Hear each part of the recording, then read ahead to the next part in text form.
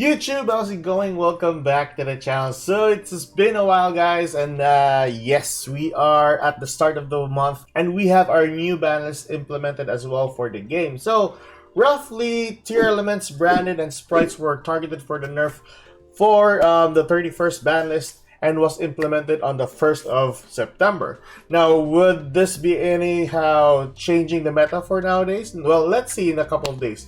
But so far, what we're going to talk about here is packs and meta. So the recent ban list included us 3 copies of Nadir's Servant, and that is why we are going to do today. So right in front of you, you have your DOGMATIKA archetype here. So what better way to celebrate 3 copies of Nadir's Servant than to use KASHTIRAS in your archetype? So roughly, for this build that we're going to do is, you can go with second for this build, having a copy of Nibiru, Regeki, Happy Sweater Duster, and 3 copies of Kaiju. So typically in your going second, you will draw into one of these cards that will help you clear some board.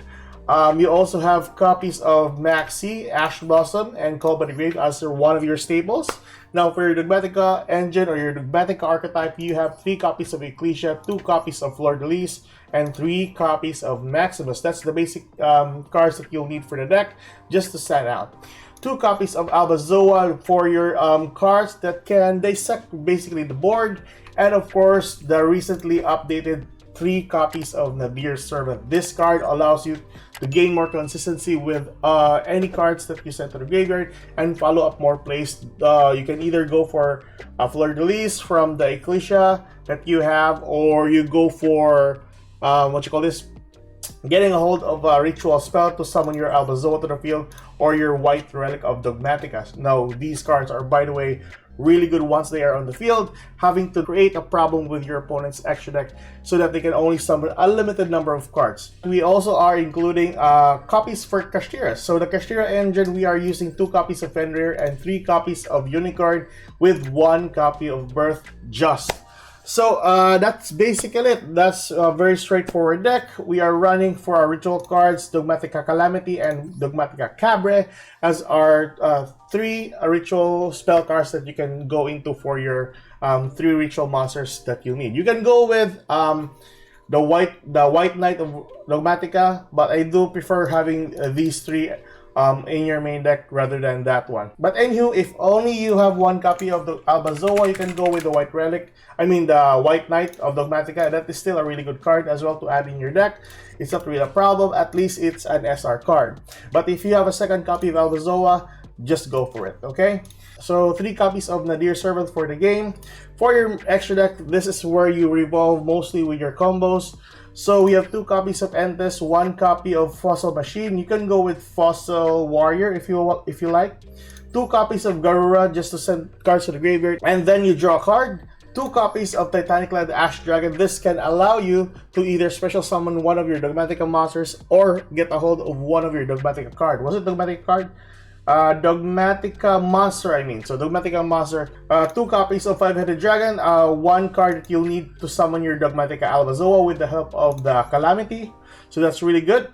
3 copies of Herald of the Arclight. You need to max this out to 3 copies because this is your basic search for ritual monster or a ritual spell card. 1 copy of Omega, and then 2 copies of your Aggregator just to negate 1 monster effect on the field. So that is basically it. After this deck profile, we are going to go towards the replays. I'll just showcase to you some of the replays that were really significant for the games, and I will do 10 games for that one just to check out basically how well this deck performs in rank. Also, after these replays, I will also conclude if ever this deck is really good with 3 copies of Nadir's Servant. Okay, so here are the replays, and I'll see you guys in the outro.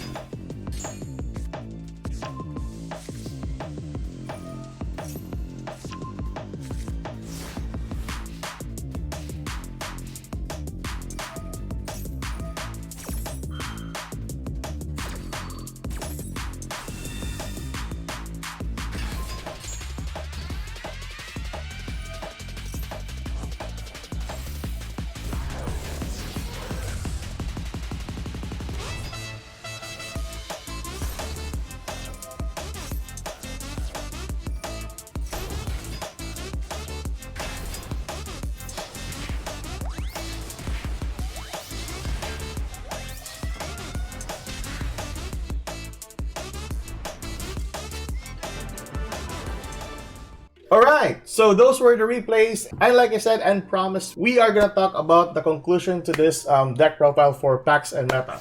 So, 3 copies of Nadir Servant, was it really game-changing or meta-defining? Not really. It only gave us more consistent with the Dogmatika deck, having to send a copy of any extra deck monster to your graveyard just to trigger its effect, which mostly I tried with Dogmatika Invoke and Shaddolls. It was really interesting, but yeah, there are some cases that your Winda can be easily removed from the fields. So just having to work with a pure Dogmatika was actually my go-to plan, and it actually got me a lot of wins.